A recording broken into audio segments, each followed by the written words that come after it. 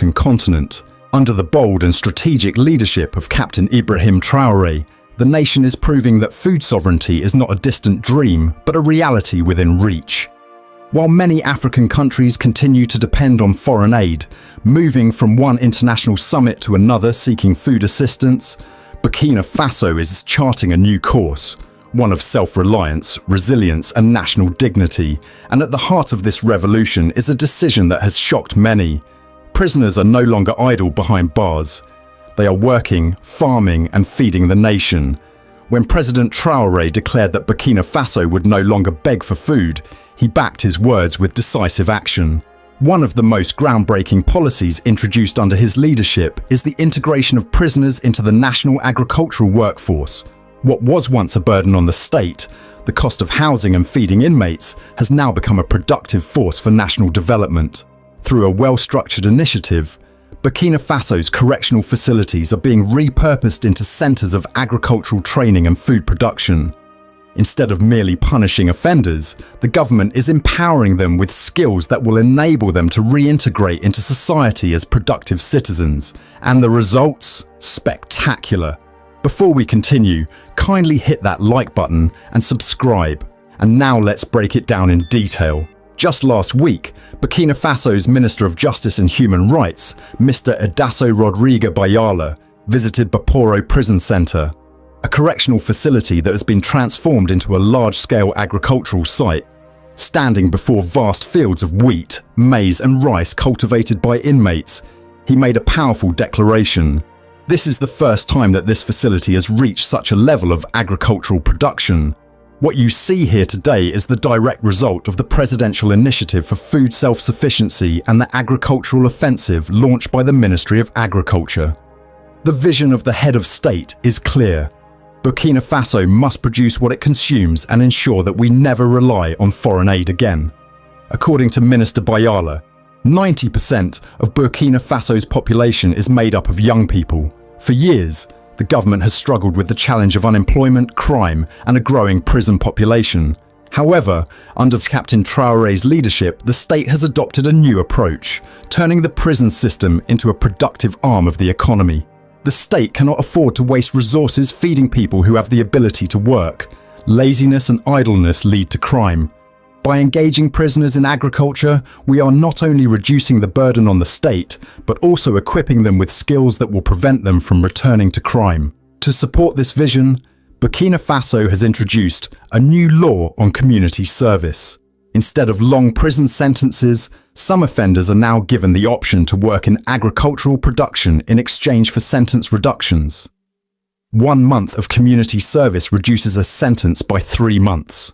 When prisoners work, they not only learn skills but also develop discipline and a sense of responsibility. This makes reintegration into society much easier. This innovative approach is not only improving Burkina Faso's food security, but is also helping to rehabilitate prisoners and reduce crime rates. The impact of this program is already visible. Baporo Agricultural Prison now houses 80 inmates dedicated to full-time farming. During the rainy season, an additional 180 prisoners from Boromo Prison are mobilised to increase production. A new 500-seat detention centre is under construction to expand the programme and train more inmates in agricultural occupations. And here's something even more astonishing. Our fields are not fenced. The detainees themselves oversee security night and day. They hold the keys to their own rooms and watch over the crops without any guards. This proves that they understand the spirit of this program and are committed to learning. Sabila Sawadogo, Director General of the Prison Service.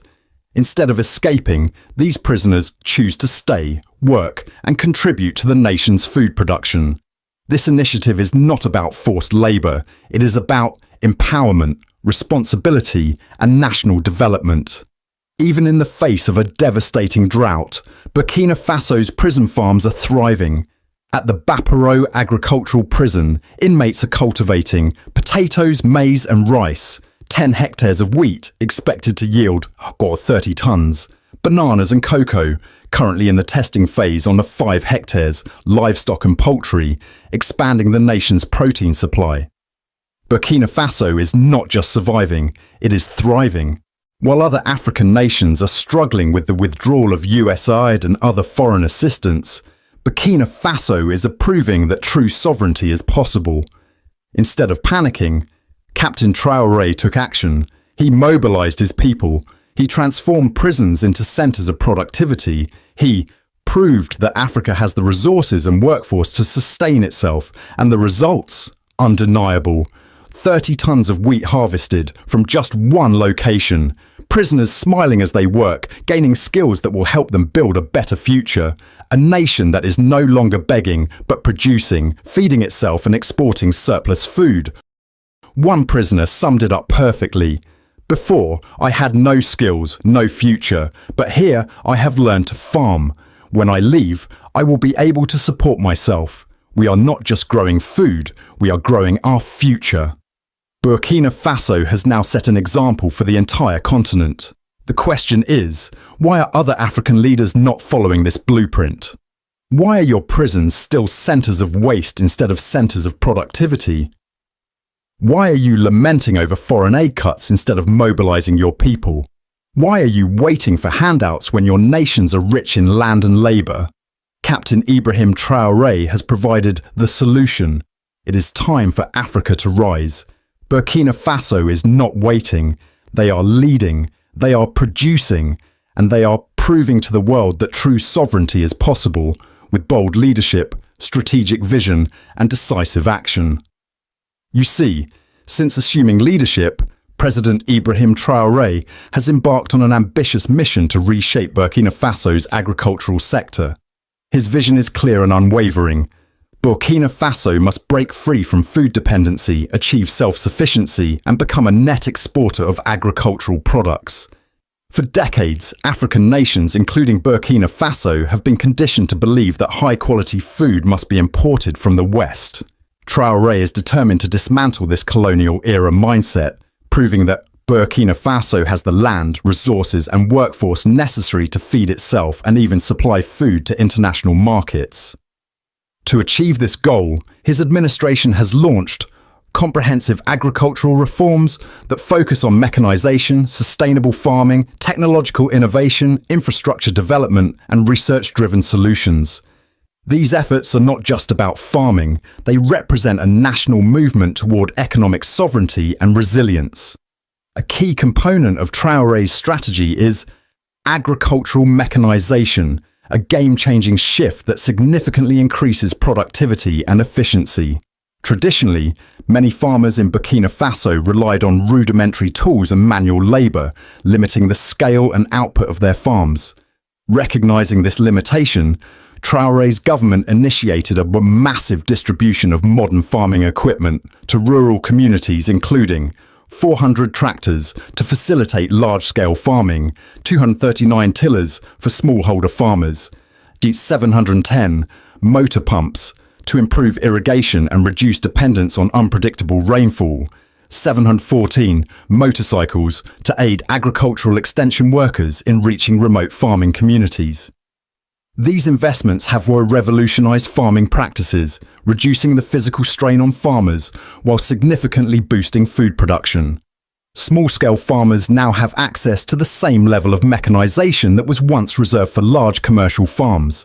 In addition to mechanization, the government has heavily subsidized agricultural inputs, ensuring that farmers have the necessary resources to maximize their yields.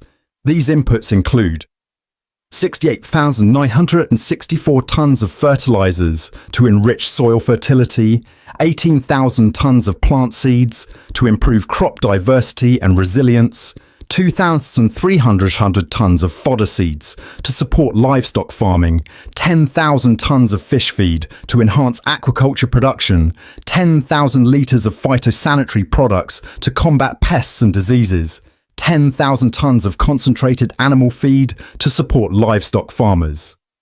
This unprecedented investment, totaling over 78 billion FCFA, 297,426,435 FCFA, demonstrates the government's commitment to agricultural modernisation and food security. While mechanization is crucial, Traore's vision extends beyond short-term agricultural gains. His administration is spearheading a movement toward agroecology, an environmentally friendly and economically sustainable approach to farming. Burkina Faso, like many Sahelian nations, faces significant environmental challenges including desertification, soil degradation and erratic rainfall patterns. Agroecology provides long-term solutions by promoting crop rotation to preserve soil nutrients, encouraging composting to reduce dependence on chemical fertilizers, introducing sustainable water management techniques such as rainwater harvesting and drip irrigation. To ensure farmers adopt these best practices, the government has launched nationwide training programs to educate them on organic farming, natural pest control, and water conservation. These initiatives reduce reliance on imported chemical inputs, making agriculture more sustainable and cost-effective. Understanding the transformative power of technology, President Traore's administration has introduced digital innovations to enhance agricultural efficiency. Farmers can now access real-time data on weather patterns, market prices and soil conditions through government-supported mobile applications and online platforms. These digital tools provide farmers with weather forecasting services, helping them plan planting and harvesting cycles based on accurate climate data, market price tracking, ensuring they sell their produce at competitive prices, access to microfinance and agricultural credit, empowering smallholder farmers to expand their operations, crop insurance services, offering financial protection against climate-related losses. By integrating technology into farming, the government is ensuring that even rural and small-scale farmers can benefit from modern advancements, increasing their productivity and income. To secure long-term food security, Burkina Faso is investing in the agricultural research and development, R&D. The government has partnered with scientific institutions, universities and international research organizations to develop drought-resistant and disease-resistant seed varieties tailored for the country's climate, improved irrigation techniques to optimize water usage in dry regions, advanced soil management strategies to combat desertification. These innovations not only increase yields, but also ensure that Burkina Faso's agriculture remains resilient in the face of climate change. Recognizing that production alone is not enough, President Traore's administration has also prioritized infrastructure development to facilitate transportation, storage, and distribution of agricultural products. Key investments include construction of agricultural roads to improve market access for rural farmers, building of modern storage facilities to prevent post-harvest losses, development of new marketplaces to enable direct trade between farmers and consumers. By improving infrastructure, the government is ensuring that farmers can efficiently transport their produce, increase profits, and reduce food waste. This also strengthens the domestic economy by reducing reliance on foreign food imports. Through these groundbreaking initiatives, President Ibrahim Traore is redefining Burkina Faso's agricultural landscape. His administration's bold, strategic and innovative approach is breaking the chains of dependency, positioning the country as a leader in food security and economic resilience. Burkina Faso is no longer merely surviving, it is thriving. Under Traore's leadership, agriculture is not just a means of subsistence, it is a tool for national empowerment, economic independence and global competitiveness. His message to the people of Burkina Faso and Africa as a whole is clear. We can feed ourselves, we can prosper, we can reclaim our destiny. One thing that I must say is that in the agricultural sector, President Captain Ibrahim Traore understands a fundamental truth that too many African leaders have ignored for far too long. We must produce what we consume and consume what we produce. Food sovereignty is not a luxury. It is a necessity for national security, economic growth, and real independence. How can a nation claim to be developing if it cannot feed its own people? How can we speak of progress while remaining dependent on foreign food imports? The undeniable fact is that true and sustainable development must begin with the sector that engages the majority of the population. In Burkina Faso, over 80% of the people are farmers. This is not a weakness. It is our greatest untapped strength. It is only logical that we fully harness this workforce to drive national progress. A nation that fails to utilize its own human and natural resources is a nation that voluntarily surrenders its future. That is unacceptable. Let's be brutally honest. Agriculture in most African countries has been undermined, neglected, and deprioritized for decades. If you analyze the national budgets of many African nations, you will see that agricultural investment is shockingly low, despite the fact that agriculture is the backbone of their economies. This is not just an oversight, it is a deliberate strategy imposed by external forces and accepted by weak leadership. Despite possessing some of the world's most fertile lands, Africa remains the only continent that cannot feed itself. What an embarrassment! We have the land, the climate, and the manpower, yet we continue to depend on food imports from Europe, North America, and Asia. How did we get here? The answer is simple. This dependency was engineered. Western narratives have conditioned African nations to believe that they cannot sustain themselves. The colonizers and imperialists have lied to us for generations, telling us that Africa's lands, particularly in Burkina Faso, are too arid to produce enough food. They have fed us the lie that we must rely on imported wheat, rice, and other staples to survive. These are not just falsehoods, they are part of a calculated effort to keep Africa in a state of perpetual dependency. If a nation cannot feed itself, it cannot be truly sovereign. Food dependency is a tool of control, and for far too long, African leaders have accepted this arrangement without a fight. Under the bold leadership of President Ibrahim Traore, Burkina Faso is rejecting these falsehoods and proving that it can achieve food self-sufficiency. What was once deemed impossible, cultivating wheat on Burkinabe soil, is now becoming a reality. This is not just an agricultural experiment, it is a declaration of independence from the forces that have kept Africa in chains. At experimental sites across the country, dedicated farmers, agricultural experts, and government officials are working tirelessly to prove that Burkina Faso can grow its own wheat and reduce its reliance on imported flour. The results so far are highly promising, showing that with the right policies, investments, and leadership, Burkina Faso can achieve food sovereignty. During a recent visit to the Menderola Plains in the Haute-Bassin region, the Minister of Agriculture, Commander Ismaël Sombier, personally assessed the progress of the Haute-Bassin.